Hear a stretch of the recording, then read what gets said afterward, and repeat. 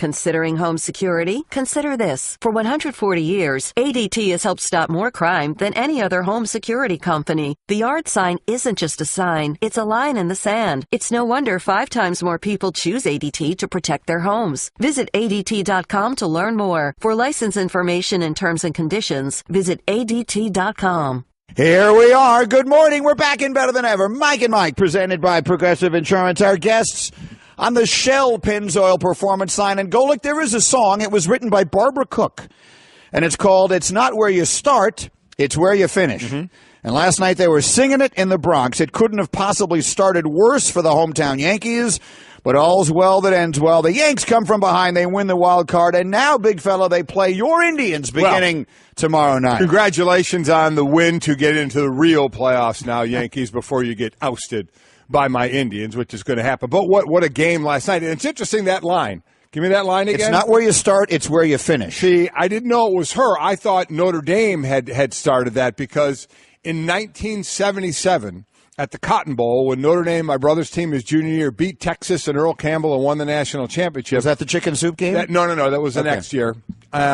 In the beginning of that season, their second game, they lost against Mississippi, so a lot of people thought they were out of it. Then they ran the table all the way to beating Texas, and on the chalkboard, there was no whiteboard sign. On the chalkboard, it said, it's not where you start, it's where you finish. So I guess they stole her line as well. Well, I Googled it because I wanted I knew there had to be some famous quote like that. You would think so. And it turns out it's a famous song from a movie that Shirley MacLaine sang. I don't even know, but it turns out to have been, they performed it at the Kennedy Center and all that. Okay. I figured, okay, it's a legit song. Sure. I'll open the show with it. That's good. There you go. And it obviously tells the story. So 1/3 of an inning into not even a third of an inning into last night's game, it sure looked bad for the Yankees in the Bronx. And you obviously we talk about the team aspect is what we'll do here, but as an individual, 23 years old, Luis Severino, all of a sudden, here you go. Here's your start in the postseason. You're a hard thrower. First pitch, 100 miles an hour. You're like, woo, look at that, smoke right out of the gate. I heard when I was driving to the airport, Timmy Kirkson's line about after the 7th inning, all the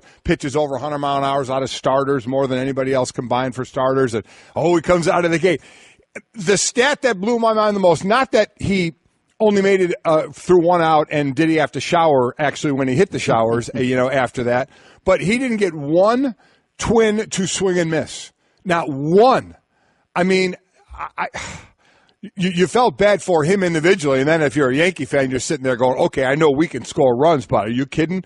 We got one out. We're down 3-0. And there's only one game in this thing. I was reading tweets about Major League Baseball is going to decide in the 6th inning that these series will now be best of 3 with the Yankees with the fear of them losing this. Of course, thing. Yeah, we had a long conversation about that yesterday. Yeah, I heard Booger's a thought about that. But, man, what a horrible start for him. But Yankees come right back, do what they do. In the bullpen, this is baseball now, isn't it? We started talking about that last year, and I'm sure we'll talk about it more today. Starters are down as far as innings their pitch. Bullpen is up, and this bullpen was out of their minds last night. Yeah, it used to be, for the longest time it was you hoped your starter would give you 7 or 8 innings. It then worked its way to 6. It's now at 5. Yeah. A third of an inning, I think, is not exactly what they had counted on. And on Minnesota side, it's not like Santana. I thought he was going to get pulled in the first as well. I was talking with Hembo before the show. We thought one more hit, and he only went 2. It's not like, he gave him 5, kind of what we're looking for now. He only gave the game right back to the Yankees. Exactly right. That's exactly what happened. He sat there forever, and people will talk about how long that inning was with the pitching change in the first inning, and these starters sort of warm themselves up in a routine to be ready to walk to the mound and throw their first pitch at a particular time, and his came far later than that. But there's no excuses. He's a veteran pitcher. Exactly right. His team hands him a 3-0 lead. It could have been more. Look, so many. Well, let's do off the top. There's so many different ways this game gets decided last night. Let's go off the top. Bunch of other stuff. So in one NBA preseason game last night, you had the debuts on their new teams. How about it? Of Chris Paul and Carmelo Anthony and Paul George. So that was actually a preseason game worth paying a little attention to last night. And the Rockets, listen, they're just a continuation of what they're going to do. They took 55 shots from 3. And they made 24 of them. By the way, the NBA regular season record is 25. The Cavaliers did it against the Hawks in March of this just this past March. Yeah. So this is what you're going to get out of them. These guys are just going to be lofting up those threes again. Another record of threes will go. So pretty wild, though, the debuts of these two teams facing one another. And, this is going to sound like a ridiculous analogy to make, but with regard to the NBA, like I in my lifetime of owning cars, which I'm now, I've owned, I don't even know how many, I'm 50 years old. I've had cars since I was in my early 20s. I like leasing cars for the simple reason that it's fun and exciting to get a new one every now and again. And the NBA has kind of become that. They have. Oklahoma City, look who they are now. Houston, look who they are now. And they are truly leasing these players. Leasing them. Yeah. Every team in the NBA has that new car smell. Lease it with then the option to buy, huh? And they almost never pick up the option. Off the top. Elsewhere. All right, Danny Trevathan of the Bears, and Mike, certainly you and I will set aside some time to talk about this at some length today. Booger McFarland, who was in with me yesterday, is best friends with Derek Brooks, as you know, who's the guy who did the hearing yesterday. And Booger said he was predicting that Brooks would knock the suspension down from 2 games to 1, and that's exactly what happened. I thought so as well. I would have rather there had been no suspension. I thought there'd be a fine, but if the NFL, again, if they seriously want, and I know Danny Trevathan saying it was my momentum and the receivers level drop. To me, all of that means nothing. It was the fact that he lowered his own head. No matter where he hit Devontae Adams, he lowered his head on this hit, and they want that out of the NFL. So there's going to be some punishment for that. I do understand that if you're truly trying to get that out of the NFL. You'll see more fines at least with that because guys are still dropping their head. But I thought this would get dropped to 1 game as well. Again, I was hoping just to suspend to the 1 game. I certainly understand. I understand what you're saying, and it puts defensive players in a very difficult position. But at the end of the day, with where we are in the NFL right now, if you put your head down and hit a guy directly in the face mask, even if you didn't mean to, with the crown of your helmet, if you're not going to get suspended for that, what are you going to get suspended for? I get it. Again, that was a hit that was commonplace when I was playing. The solution to this is if he just led with his shoulder, and that's what they want to teach now, your shoulder, not dropping your head, but your shoulder, we have no issues. Off the top. The NHL season begins tonight. All these years start earlier than they used to, and I'll tell you what it made me think of, again, as the NHL season now is back, and the hockey fans, I'm sure, are excited, is just the way the political climate in our country has changed.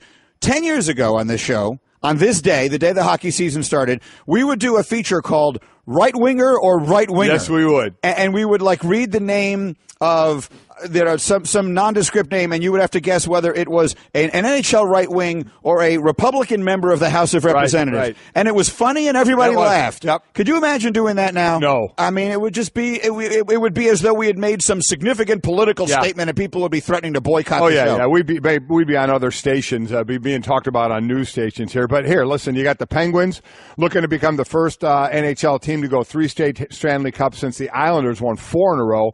From 80 to 83, you got the young star in Connor McDavid, won a bunch of awards, including the big one, the Hart Trophy. He turns 21 in January. Wow. If he wins it again, he'll join Wayne Gretzky as the second player in NHL history to win multiple Hart Trophies before his 22nd birthday. And also, the Vegas Golden Knights start as well. Now, they don't have a home game in Vegas until October 10th, but they get going as well. So, again, I say, in these suites in Vegas, you got to put some blackjack tables. First, or at least slot machines. Yeah. First, time we'll see professional sports in that city. Obviously, in Las Vegas right now, they're dealing with so much they are. other stuff, but hopefully it'll bring, some excitement or happiness or whatever the word I'm looking for is. From the sports side, we'll be interested to see how that goes. Again, a lot of games as opposed to if the Raiders, when they end up there, you're talking about 8 home games, you're talking about 41 here. Off the top. All right, back to baseball. The National League Wild Card game is tonight. It will be the Rockies and the Diamondbacks,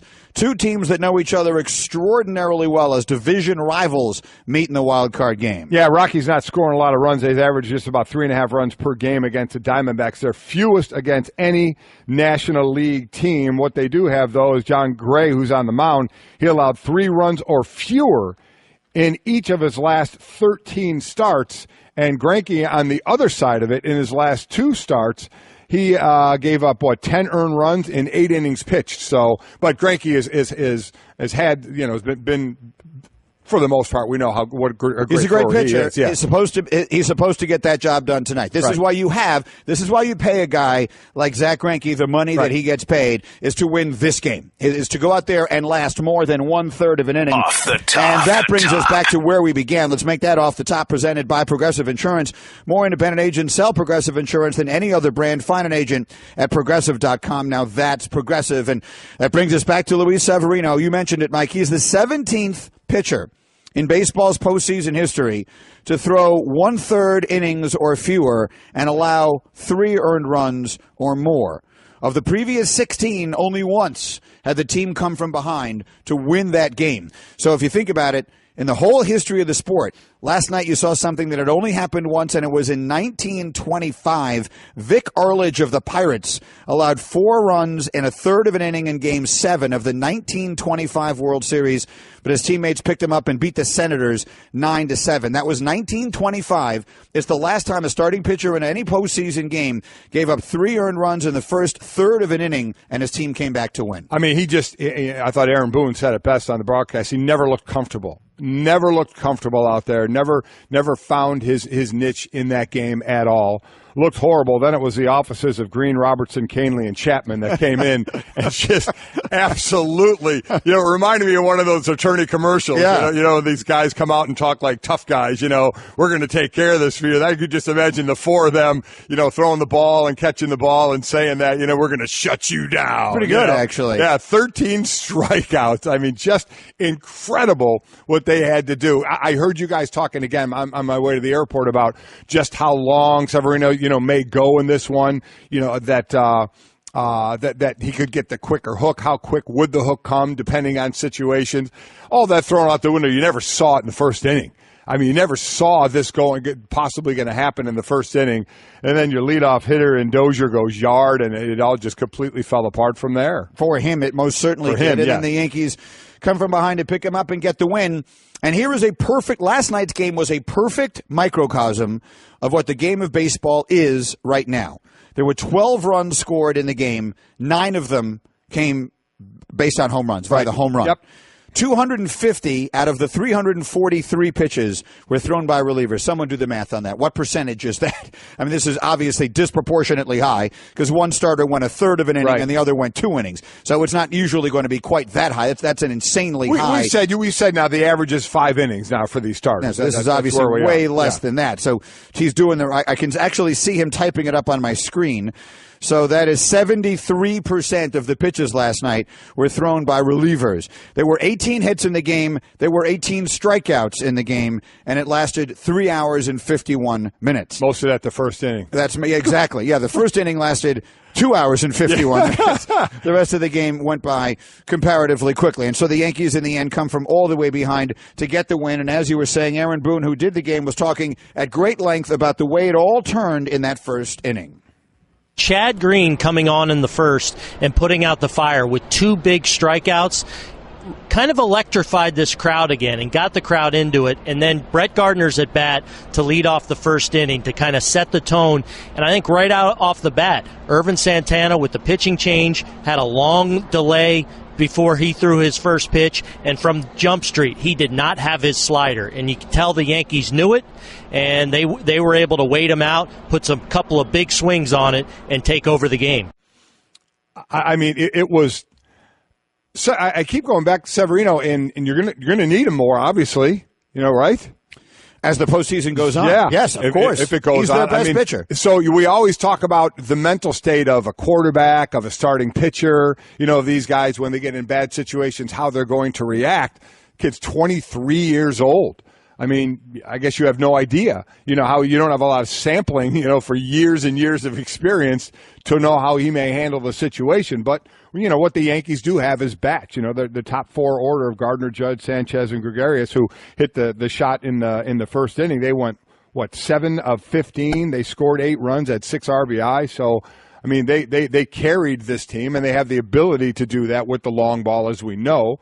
But, man, that was a shaky start for the Yankees. But you're talking about the first inning, you even it up, and then to do is you take that. It's like going down 10-0, 14-0 in a football game. I was trying to make a comparison of score, where you needed a couple of scores to get back into it, but you get it early enough where you're like, oh my God, a couple of series and we're down, and then the game settles in and you tie the score back up. And what you do on the sideline is you take that big sigh of relief. You say, okay, 0-0 game. You try and use that line all the time, even if you're winning big, and I'm talking about football now, you're winning big or you're losing big, you go in the locker room and you're like, okay, it's 0-0. Let's play it that way. But when it truly is back to basically 0-0, man, there's a huge sigh of relief. So first inning, they tie it back up. You're back to square one. And that's why, listen, I'm not going to sit here and crush people because obviously the Yankee pitcher didn't do his job. But Irvin Santana, that's his game. Yes. Okay? Yes, it is. You are playing against a team that has basically no postseason experience. I know they're wearing the interlocking NY of the New York Yankees,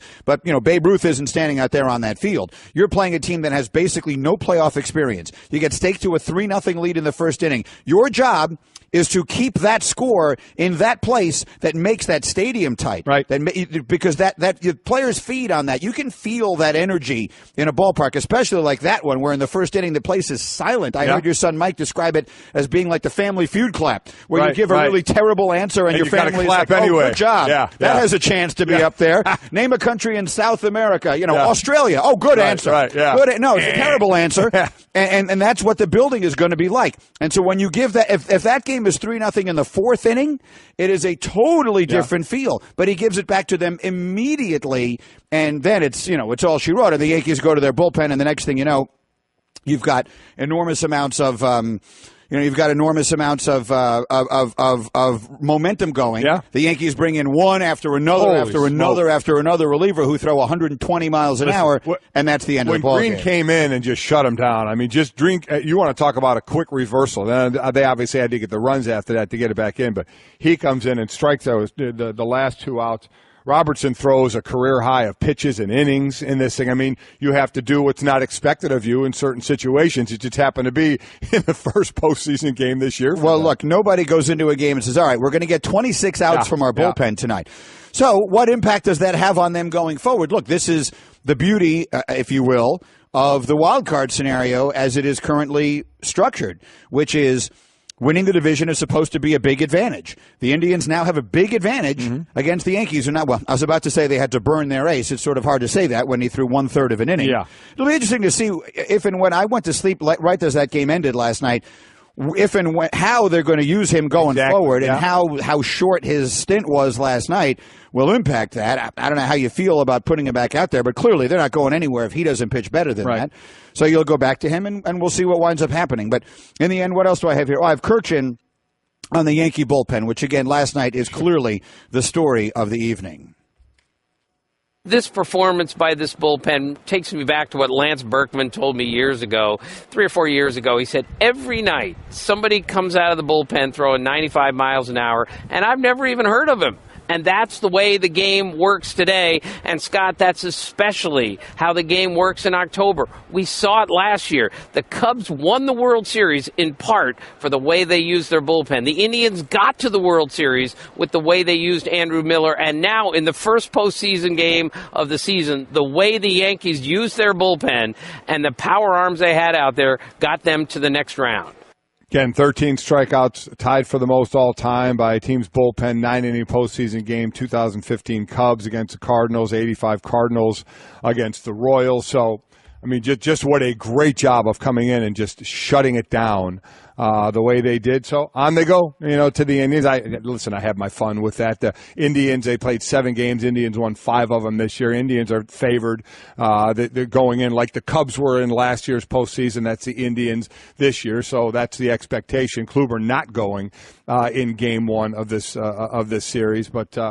I obviously, who I'm rooting for in this one, the Indians, so we'll see how it goes. It'll be fun to watch. Listen, the Twins had an unbelievable year. Yeah, they did. Give them a lot of credit. Yep. They lost 103 games a year ago. They were under 500 at the beginning of August of this year. They rallied. They made a great run. They had a good chance last night. You score 3 runs in the first inning, and the other team starter is out of the game 1/3 of an inning into it. You're supposed to win that game. You are. And they didn't get it done. And I know you guys were talking about this wild card matchup to not be just one game. I'm not going to lie.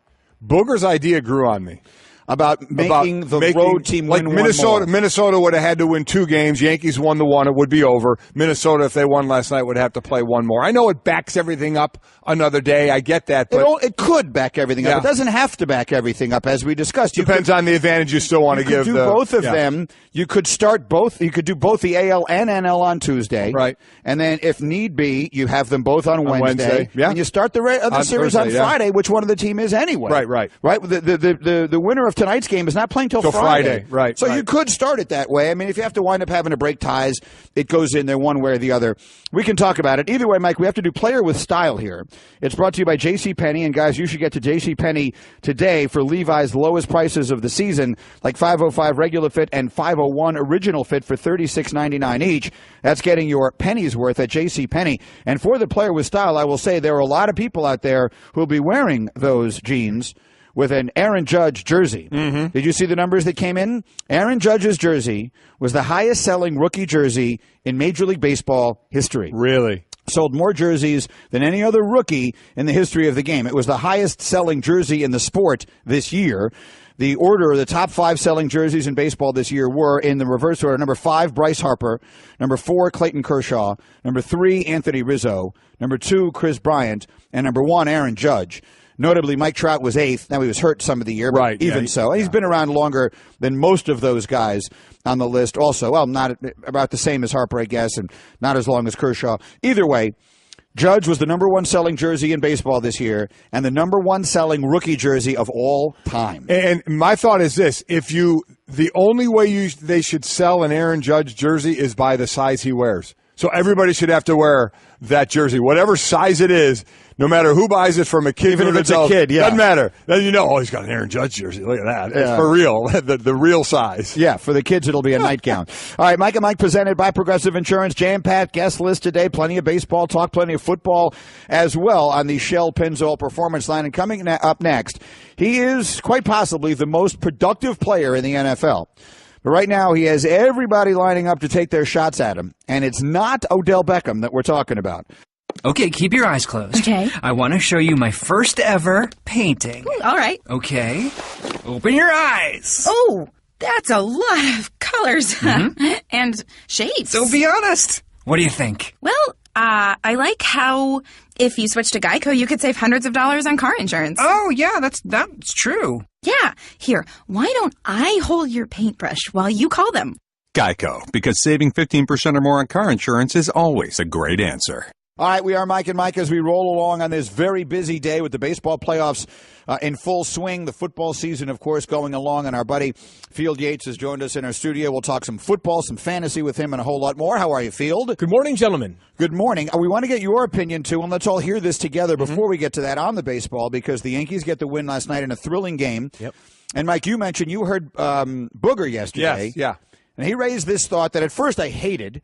And as the day went on, it kind of grew on me as well, which you're saying it did you, It too. did me as well, because I guess the easy way would be a best of 3, but now you have the possibility of playing 3 games before you get to the divisional round, and people thought that was too much, and Booger had an idea where it could be as little as 1 and only 2 tops. Yeah, which is to, if you want to continue, I am in favor of any rule change in general that places increased emphasis on the regular season. Right. I'm an importance of the regular season guy. So his idea was, if you have just using the Yankees and Twins as an example, Okay. the team that has the better record, not only do they have home field, but they only have to win once. The road team has to win twice. That was his idea. So in the Booger plan, if we'll call it that, it would be over now. Yes, if it the would. Twins had won last night, there'd be another game tonight, and that would be the winner-take-all matchup. Our friends Waddle and Sylvia in Chicago on ESPN 1000 had the commissioner, Rob Manfred, on yesterday. They bounced it off him. Once we adopted that idea, we started talking about 1 game versus 3 games. The problem with 3 games is no matter how you slice it, it's another 4 or 5 days between the end of the season and when the division winners get to play for the first time. And in baseball, that kind of a layoff is not an advantage. It's, in fact, a disadvantage because people are used to playing every day. So I think the 1 game is exciting for the fans. I think it's also the right balance in terms of rewarding division winners and giving them a little extra boost going into the playoffs. I get the one game is exciting. In and out. I mean, listen, we're used to that in football. You got one shot. You have a bad game and you're the better team. Too bad. You're done. So in baseball, there is that element to it of all of a sudden, here's the Yankees down 3-0 in the first inning and the big uh-ohs that are going on, to where baseball, basketball, hockey, we're used to series. So is there a way to figure out, even if it's a tiny, tiny series or the possibility of a couple of games, do you want to go down that road? Why don't we let Yates make the decision? Field, what do you think? Well, first of all, I think that last night and the circumstances surrounding the Yankees and the Twins, the fact that their records were so disparate during the regular season is part of the reason why people are downplaying the notion of a one-game wild card. Right? I mean, if the Yankees and Twins have been a game apart in the regular season this year, people will not be having the idea of the Twins need to win 2 games to advance versus the 1 game for the Yankees. The booger plan, as we're going to call it.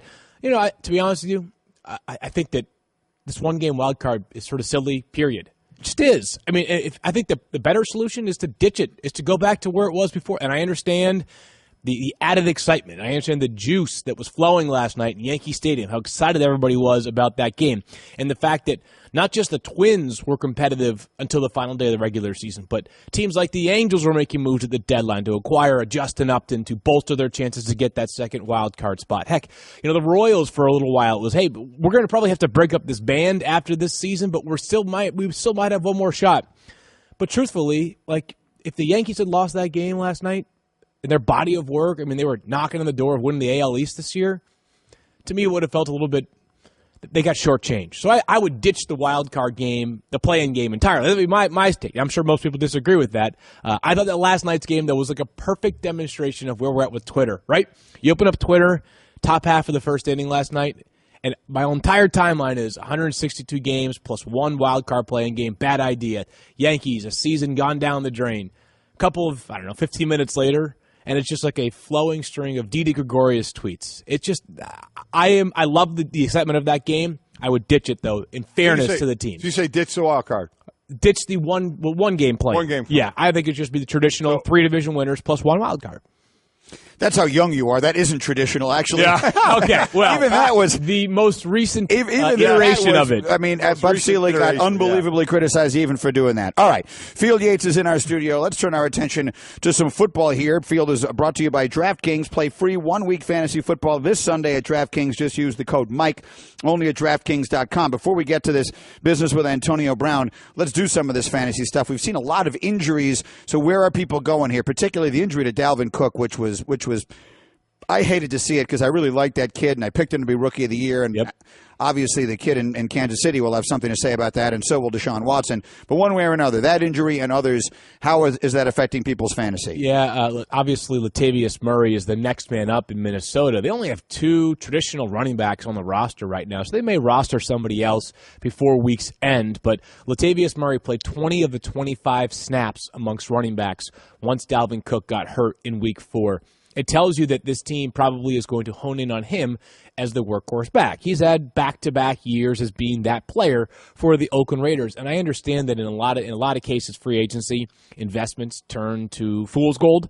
But let's not forget that at one point this offseason, the Vikings thought enough of Latavius Murray to give him 3 years and north of $15 million, including $5 million plus in cash this year. So this is not some player that was an afterthought for Minnesota. I think they are intent on using Latavius Murray as their starting running back going forward.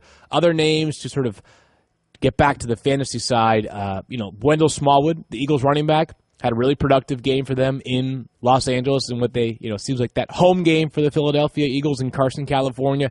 He and LeGarrette Blount both ran very well. Deshaun Watson, you mentioned, was a Rookie of the Year candidate. Heck, he's a Player of the Year, a Player of the Week candidate based off what he did in Week 4, and a hot waiver wire ad in fantasy this week, not just because of 4 teams going on a bye this week, including Drew Brees, Kirk Cousins, and Matt Ryan, but also the injury to Derek Carr, and also some of the struggles of other quarterbacks early on this season.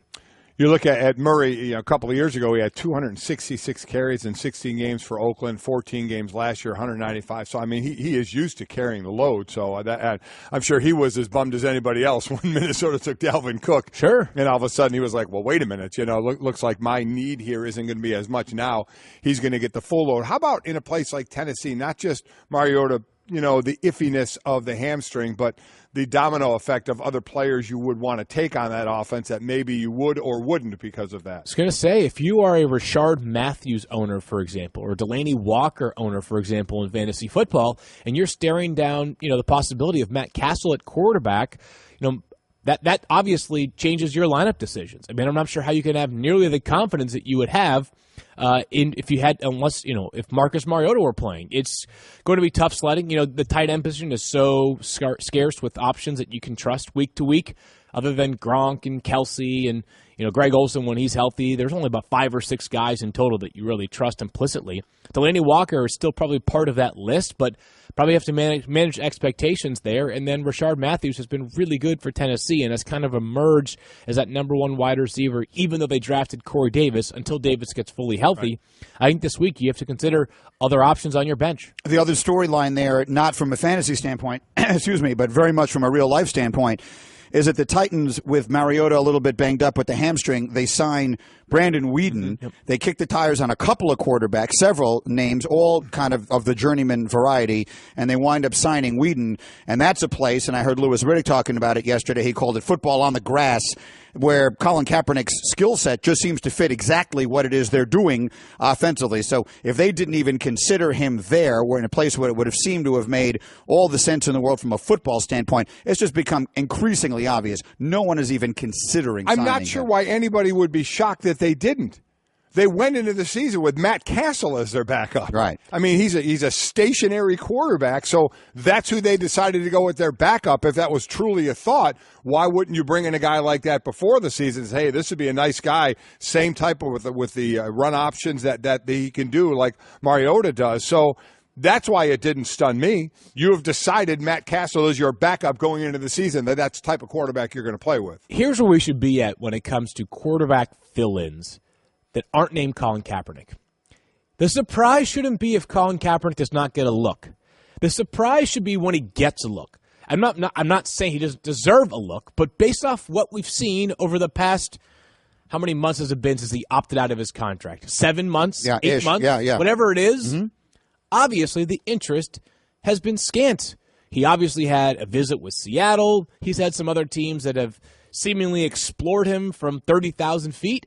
But that's been about it for Colin Kaepernick. So if you are surprised that Colin Kaepernick is not getting a look, you're acting surprised just for the sake of being surprised. You aren't actually surprised. I mean, anybody who's been following this should not be surprised. I'm not surprised, but right. the only place where you look at certain places where you think the similarity in the skill set of the starting quarterback to Kaepernick would lend itself to saying we can kind of run the same offense with this guy as our backup rather than having to change everything we do to put Castle or Weeden on the field. 100% agree. That's why I said, why wouldn't that have been a thought process before the season started? And we all know knowing Mariota got hurt last year, and maybe you could just have a guy step in who could kind of do the same thing. I think I got the number right. Since free agency, 52 quarterbacks have been signed since free agency. Now, some re-sign with their own team, but you know some of the names out there. We've talked about them all the time when guys you don't even remember played quarterback are being signed as free agents, and Kaepernick isn't. So, I mean, let's just, can we stop the facade here? Or as Kevin Hart would say, the facade? Right, exactly. I mean, it's ridiculous as to why everybody thinks, well, it's a football issue. It's a football-related thing. Just stop. I mean, just you sound ridiculous now when you're saying things like that. All right, we'll take a short break on that thought. We'll come back again. They're lining up to criticize maybe the most productive player in the National Football League that includes his teammates. And they're probably all right. You'll hear it all next. Mike and Mike. Mike and Field Yates, but the straight talk's not coming from us. It was coming yesterday from Pittsburgh, where we saw this past weekend Antonio Brown flip over a Gatorade thing, and he's all upset about not getting a ball thrown his way. And you assume that Ben Roethlisberger was going to get up there yesterday and just diffuse that. Say next, listen, that's just him being competitive. We love that about him. It's no problem whatsoever. Well, that isn't what Ben said at all. AB is the best receiver in the world, maybe one of the best to ever play the game. And I like to think that him and I together maybe are one of the best quarterback-wide receiver combos that have ever played the game. So I don't know that he needs to react that way. I mean, he's superhuman on the football field. And when that happens, it almost brings him back to being a mere mortal, if you will, because he gets in his head and he just messes with all of us a little bit. And I want AB, and I said this to him. I'm not saying anything that I haven't told him and talked to him about. And we've had private conversations, and I'm not trying to call AB out, but I just think that, this is causing a distraction that none of us really need. I mean, we seem so shocked that a wide receiver acted like a diva. I mean, one thing I heard Ben continue to say is, come talk to me on the sideline. And I agree with that. I mean, he had a double move. It was a route that took a little bit of time. Ben had already chosen to go on the shorter route, a little out of the backfield. And Antonio Brown was wide open, but this dude has been targeted, at least 10 times in the first 3 games? Was it 2 games, 3 games? And then 9 in week 4. So then now this happens and he loses his mind. A, I don't get so shocked because it's a wide receiver. It just doesn't affect me as much. But B, then you think, why does he need to do that? I mean, the ball comes to him so often that this one time it doesn't, he loses his mind? Well, I think there's sort of 2 separate issues here. First is the Antonio Brown temper tantrum in game. Yeah. That right there is unacceptable. Like, he's too good of that. We can all agree here that he's too talented of a player and too heavily targeted and too important to that franchise and too much of a professional and been around long enough to understand why there is no upside to that unless he wants to go viral. And that's basically what happened, right? Like, you keep your mouth shut, you address it on the sidelines, and again, 9 targets that game, which was a low total for Antonio Brown in a game this year. 9. That would be like a season high for a bunch of players in the NFL. That's issue 1. But issue 2 is, does Ben Roethlisberger need to not air their dirty laundry in a radio interview, but readdress those comments that he said he already told Antonio Brown in private conversations directly to Antonio? So I was surprised that Ben sort of reviewed those comments and made them public, only because I think the message probably was sent loud and clear in a conversation to Antonio that he had with him previously. And I'd imagine that Mike Tomlin, being the great head coach that he is, probably addressed those comments with Antonio Brown as needed as well. So I was surprised to see that Ben went public with those comments, and I think those were fairly strong for a court. I mean, I think there's never a perfect comparison, but to your point, diffusing situations, don't you feel like, and again, not a perfect comparison, Odell Beckham Jr. has been a player that his quarterback has been asked about repeatedly. And it feels like Eli Manning has almost perpetually downplayed some of the stuff surrounding Odell Beckham Jr. Heck, even following that playoff last year, Odell Beckham Jr. spent Monday in Miami on the boat and then dropped a couple of passes against Green Bay at a quiet Sunday. Eli just say, hey, listen, the bottom line is, if you're going to be a great player, you have to handle the attention a certain way, and you can't let the outside stuff become a distraction. It was a diffusion as opposed to, I thought Ben sort of just breathed a little bit more life into this conversation. Yeah, and you're right to that, because I know I've said it for 18 years. You never do that, publicly. You always downplay it, and you're right about Eli downplaying it. Mike Tomlin even jumped on Antonio Brown a bit about learning a lesson and the way to act on the sidelines as well. Which leads me to believe, to your point, Field, because we know quarterbacks are pretty – this is going to sound negative. I don't mean it that way. Pretty calculating in what they say. Yes. That this was well thought out. Like they decided we're not going to just make this into nothing. We're going to make it into something. And I should give the courtesy for the sound bites there, by the way, was 93.7 The Fan. That was the Ben Roethlisberger interview. It feels like that was something they made a conscious decision, that Tomlin and Ben, whether they talked it over or somehow, that just said, no, we're not just going to make this into nothing. We're going to make it into something, because you guys are right. They usually make it into nothing, and they pointedly didn't this time. Yeah, and Ben, I would say this. Ben tends to be a bit more transparent. He does. Than some especially about his injuries. About his injury. That's sort of the joke, right? Is it's like, probably an 8-week injury, but I'll be out there in 4, whatever it is, or exactly. So maybe this is just Ben's honesty on display. But I was just a bit surprised. And maybe you're right, Creed. Like maybe there was a message, subconsciously or not, they were trying to send. But I would imagine Antonio Brown has got the message loud and clear. And by the way, I wouldn't be surprised if he has 15 targets on Sunday, even though he faces an absolutely outstanding duo of cornerbacks in Jacksonville right now. A.J. Boye and Jalen Ramsey are playing out of their mind right now for the Jaguars. Straight Talk Wireless nationwide coverage on America's largest and most dependable 4G LTE networks. He is Field Yates, and there is no other. Field, good to see you. Thank you very much. Golic, and we continue with the huge hour coming up. John Gruden on the way, Kirk Herbstreit on the way, and much more on a wild one in the Bronx last night as well. Stay there. Busy with Mike and Mike.